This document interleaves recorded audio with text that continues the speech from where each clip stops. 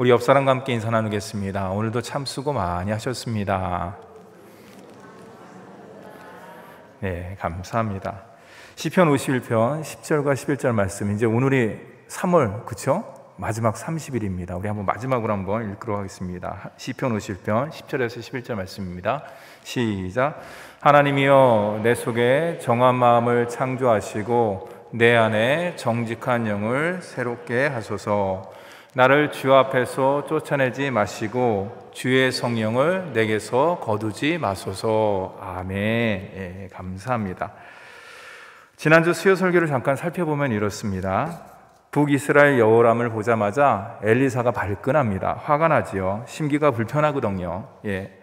북이스라엘 여호람도 질세라 엘리사를 보자마자 이 모든 것은 바로 당신이 섬기는 하나님 때문에 이 모든 것들이 일어난 것입니다라고 이야기를 합니다. 그러자 이에 엘리사가 이야기합니다. 너 내가 섬기는 하나님이 누군 줄 알아? 네가 섬기는 우상하고 바알과 아세라과 근본적으로 달라. 그러면서 그 하나님에 대해서 이야기합니다. 만군의 여호와. 그 만군의 여호와는 여러분 성경에 자주 등장하는 단어가 아니에요. 출애굽기에 등장하고 오늘 말씀 가운데도 등장하는 귀한 단어인데, 그게 뭐냐? 모든 전쟁의 주관자가 되시는 분이시다라는 그런 뜻을 갖고 있습니다. 이제 엘리사가 이제 여호람에게 이제 분명히 밝히는 거죠. 결국 엘리사의 마음이 불편했지만은 남유다의 여호사밧이 이야기를 합니다. 그럼에도 저희들이 이렇게 어려움을 당하고 있는데 저희들을 긍휼히 여겨 주시사 저희들의 요청을 좀 들어주세요라고 이야기를 합니다. 그래서 뭐라고 얘기합니까? 야, 그러면은 수금 타는 사람을 불러와라. 내가 수금을 탈 때 하나님의 영이 임하고 하나님의 말씀이 내게 임할 것이다라고 이야기를 합니다. 이제 엘리사에게 하나님의 말씀이 임합니다. 그 내용은 뭐냐? 골짜기에 개천을 많이 파라는 것이에요. 물이 없어서 지금 이제 죽기 일부 직전인데 골짜기에 개천을 많이 파라는 것이에요.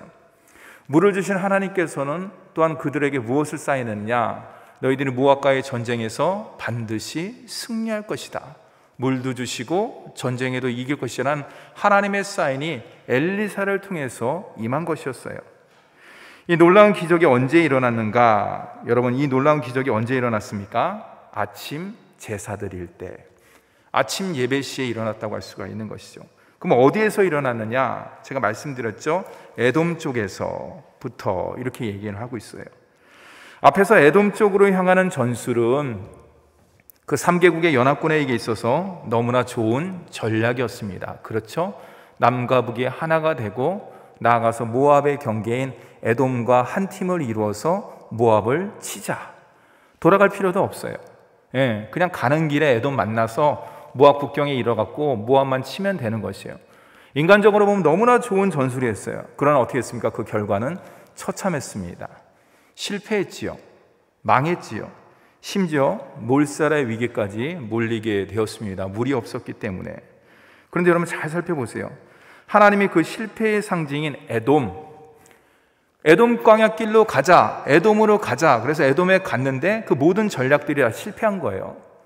그들에게 있어서 에돔 생각하면 뭐예요? 야, 치가 떨려. 야, 에돔 생각하지 마. 우리가 최고의 전략이라고 생각했는데 그것은 최고의 전략이 아니라 최악의 전술이었어. 너 다시는 에돔 얘기하지 마. 너 만약에 에돔 얘기하면 너랑 의를 끊을 거야. 이런 식으로 아마 그들의 머릿속에 그렇게 각인이 되었을 것이에요. 근데 하나님께서는 그 에돔을 뭡니까? 구원의 은혜의 방편으로 삼는다는 것이에요. 절망의 에돔의 자리를 소망의 에돔의 자리로 바꿀 수 있는 것은 누구냐? 여러분, 사람의 전략이 아니에요. 사람의 계획이 아닙니다. 사람의 어떤 놀라운 노하우도 아니고요. 뭡니까? 하나님께서 바꾸시는 것이에요. 에돔이지만 하나님께서 그 절망의 자리를 희망과 소망의 자리로 바꾸는 것이에요. 실패와 절망을 구원과 소망으로 바꾸는 것은 오직 하나님께 있다. 왜 그렇습니까? 우리 주님께서는 수가 많거든요. 우리 주님께서는 무한하시거든요. 사랑하는 성도 여러분, 날마다 순간순간마다 하나님과 동행하는 것은 승리가 보장된 것이에요. 하나님과 함께하는 것은 날마다 기적의 삶을 이루는 것을 꼭 기억하시고 주님과 동행하는 저와 여러분이 되기를 간절히 바랍니다. 혹시 우리 가운데는 그런 사람은 없겠지만은 우리가 혹시 실패의 자리, 낙심의 자리, 두려움의 자리에 있다 그래도 염려할 필요가 없어요. 우리가 지난주 설교 말씀을 붙잡고 나가면 되는 것이에요. 뭡니까? 그 자리에 주님만 모시면 되는 것이에요. 주님이 임하면 되는 것이에요. 주님께서 계획하시고 준비하신 것을 이루기만 하면은, 쉽게 말해서 은혜의 하나님께서 은혜를 유통해 주시기만 하면은 그 모든 자리가 하나님께서 기뻐하시는 아름다운 자리로 날마다 변화되고 바뀌어주시는 줄 믿으시기 바랍니다. 이것이 바로 하나님의 자녀의 삶의 역사예요, 여러분들. 우리의 삶이 실패가 있습니다. 낙심이 있습니다. 왜 그렇습니까? 저희가 연약하기 때문에. 왜 그렇습니까? 이영근 목사가 부족하기 때문에, 연약하기 때문에, 어리석기 때문에 우리는 완전할 수 없어요. 완벽할 수 없어요. 나름대로 세운 계획과 전략이 있다 그러더라도 막상 그것을 한다고 보면은 이게 잘 안 되네. 이게 좀 문제가 생기네. 그럴 수 있어요. 어떡합니까? 하나님과 함께 하면 되는 것이. 기도를 통해서, 말씀을 통해서 하나님이 개입하시고 하나님께서 주관하시고 하나님께서 역사하시면 그 모든 것들이 합력하여 저와 여러분의 인생을 복되게 인도해 주시는 줄 믿으시기 바랍니다. 이제 오늘 말씀의 내용을 함께 살펴보도록 하겠습니다. 오늘 말씀은 사실은 열왕기하 4장에는 4가지의 기적의 이야기가 이제 담겨져 있어요. 그 중에 오늘 말씀은 이제 첫 번째 내용이에요. 그러니까 이 열왕기하 4장의 내용은 엘리사의 기적 모음집 이런 거랑 같은 거예요. 기적을 다 모아놓은 것이. 첫 번째 사건이 뭐냐? 선지생도의 아내의 이야기입니다. 선지생도의 아내가 엘리사에게 다급하게 요청을 합니다. 긴급 요청을 하죠. 자신의 상황을 설명합니다. 뭡니까? 남편이 죽었습니다. 경제적 어려움이 있습니다. 그 어려움 때문에 빚을 갚지 못하자 두 아들이 결국에는 종으로 팔리게 되었습니다.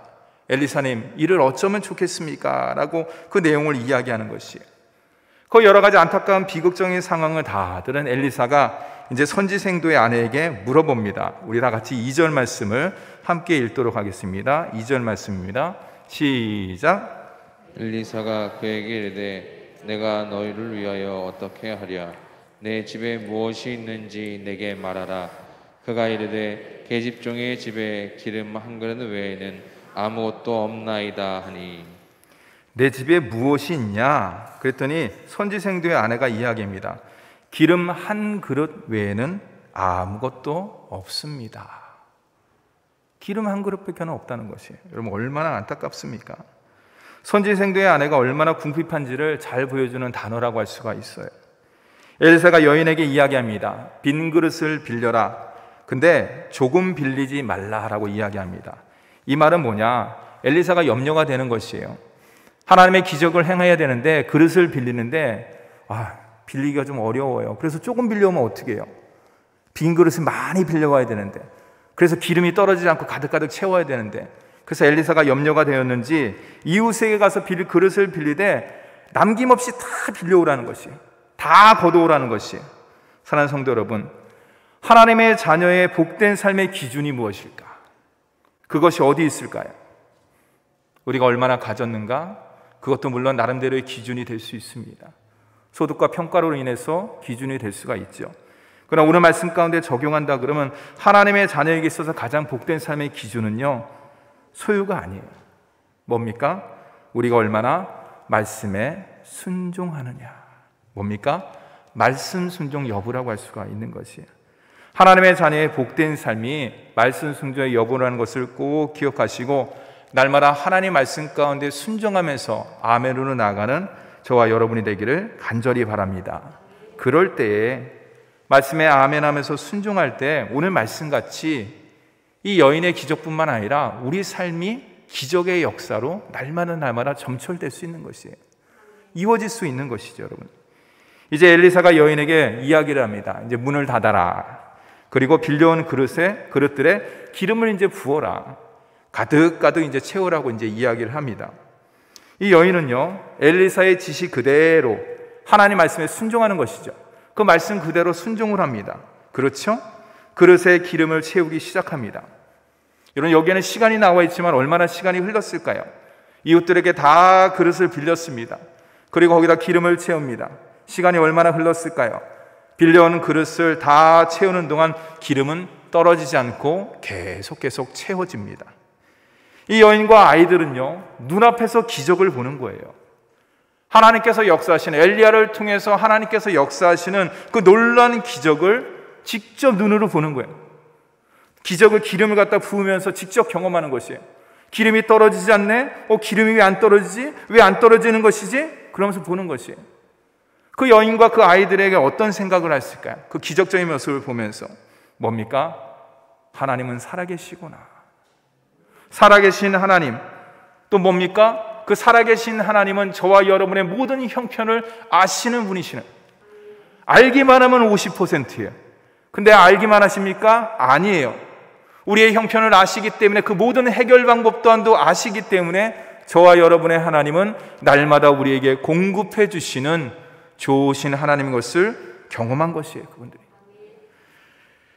여기서 이제 우리가 좀 상상을 할 수가 있어요. 무슨 상상을 할 수 있느냐? 이 선지생도의 아내가 이 어려운 상황 가운데서 선택할 수 있는 길이 몇 가지가 있어요, 여러분들. 우리가 이제 그거를 상상하는 것이에요. 이 여인이 취할 수 있는 행동, 가족들과 함께 취할 수 있는 행동이 뭐냐? 첫 번째 선택, 1번 뭡니까? 세상을 향해서 불평하고 원망한다. 이 여인과 아이들이 선택할 수 있는, 이 가족이 선택할 수 있는 방법이에요. 그게 뭡니까? 아유, 내 팔자가 상팔자지, 남편도 없고 돈도 없고, 그래서 두 자식도 노예로 팔리게 되고 종으로 팔리게 되고, 나는 이제 아무것도 없어, 나는 소망이 없어. 그러면서 세상을 향해서 이제 불평을 하는 거예요. 이게 이제 이 여인의 첫 번째 선택이요. 심지어는 어떤 선택도 할 수 있습니까? 극단적인 선택도 할 수 있는 것이, 극단적인 선택. A, 암흑의 세상, 그냥 사라져 버려야지 뭐. 기름 한 병밖에 없는데, 기름 한 그릇밖에 없는데 이거 가지고 그냥 뭘 할 수가 있겠어. 그냥 사라져 버리는 게 좋겠지. 극단적 선택을 할 수 있는 거예요. 근데 여러분, 이 여인은 하나님의 사랑의 은혜를 받은 거예요. 엘리사를 알았어요. 이 어려운 때, 힘든 때 끙끙끙끙 알면서 첫 번째 선택과 두 번째 선택을 할 수 있는 것이에요. 세상 사람들처럼 불평하며 원망하며 탄식하며 짜증하면서 나갈 수가 있는 것이에요. 심지어는 아까 얘기했듯이 에이, 암흑의 세상 그냥 끊어버리지. 그런 선택을 할 수가 있는 것이에요. 그럼 오늘 말씀 가운데 4장 1절 말씀 가운데 이 여자는 그것을 선택하지 않았어요. 이 선지성도의 아내는 엘리사라는 사람을 알았습니다. 그리고 그 사람을 믿었습니다. 내가 보니까 선지생도에 그 스승이신 엘리사라는 분이 있는데 그분은 정말 하나님의 사람이라는 것을 알았기 때문에 첫 번째 선택과 두 번째 선택을 하지 않고 또 하나의 선택, 은혜의 선택, 하나님의 기적을 경험할 수 있는 선택, 뭡니까? 하나님을 향해 나아가는 거예요. 세상을 향해 나아가는 것이 아니라, 자기 자신을 향해서 극단적인 선택을 하는 것이 아니라 하나님을 향해서 나아가는 선택, 뭡니까? 부르짖음과 기도를 이 여인은 선택한 것이에요. 남편도 없고 돈도 없고 아무것도 없습니다. 하지만 하나님이 계십니다. 하나님이 살아계십니다. 하나님이 내 기도 아십니다. 하나님이 내 기도 들어주십니다. 하나님께서 공급해 주십니다. 역사해 주십니다. 기적을 이루어 주십니다. 이 여인은 그것을 믿었던 것이에요. 이 여인의 선택이에요. 여러분, 그것이 어떻게 가능할까요? 우리는 이 여인의 믿음이 있었기 때문에 그렇게 이야기할 수도 있지만, 여러분, 성경의 모든 것들은 믿음은 하나님의 선물이에요. 이 여인의 모든 믿음은 하나님의 선물이에요. 들을 귀가 있고 볼 눈이 있었기 때문에 엘리사를 볼 수가 있었고, 엘리사를 통해서 하나님을 볼 수가 있었던 것이에요. 우리가 이 땅 가운데 고난주간에 우리가 하나님께 구해야 될 것이 이거예요. 더 큰 믿음, 더 깊은 믿음, 그런 것이 아니라, 하나님, 내 눈이 열리게 하여 주시옵소서. 내 귀가 열리게 하여 주시옵소서. 그래서 하나님을 바라보며 내 귀가 하나님의 소리에 듣고서 들어야지 반응할 수 있으니까. 듣지 않고서 우리가 어떻게 하나님의 말씀 가운데 순종할 수 있습니까? 앞만 말씀을 보는데 흰 건 백지고 검은 건 글씨다. 그럼 이게 무슨 의미가 있겠어요? 이 말씀이 눈에 들어와야 되는데, 그러기 위해서는 어떻게 되냐? 하나님, 영안을 열리게 해주시옵소서. 하나님, 깨닫는 마음을 주시옵소서. 어느 성도님이 저한테 이야기를 해요. 목사님, 성경 말씀 읽어도 잘 모르겠어요. 그래서 제가 그랬어요. 모르면 또 보세요. 그래도 잘 모르면 어떻게 해요? 그래도 또 보세요. 그래도 모르면 어떻게 해요? 그래도 또 보세요. 그래서 제가 끝에 말했어요. 제가 왜 그렇게 얘기한 줄 아세요? 잘 모르겠는데요, 목사님. 하나님은 당신을 사랑하시니까요. 여러분, 이거예요. 내가 말씀에 대해서 집중을 하고 하나님의 뜻을 알고 하나님의 뜻 가운데 살기를 몸부림칠 때 우리 주님께서 가만히 있을까요? 너 혼자 세상 가운데 열심히 살아라 그럴까요? 여러분, 그렇지 않아요. 독생자 예수 그리스도를 아끼지 않고 내일 또한 설명을 드리겠지만은 그 십자가에서 모든 것들을 다 우리를 위해서 주셨는데 당신의 의를 위해서가 아니에요.